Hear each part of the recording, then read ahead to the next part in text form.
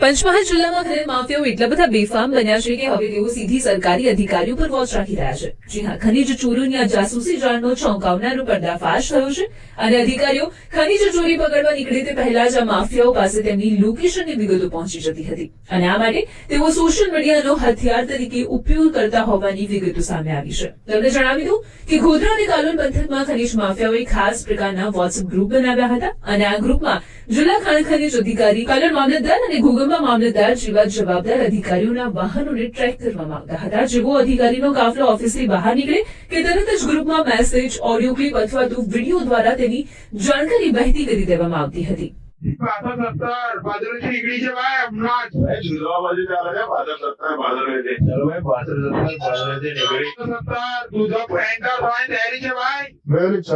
message નાખો એટલે પહોંચી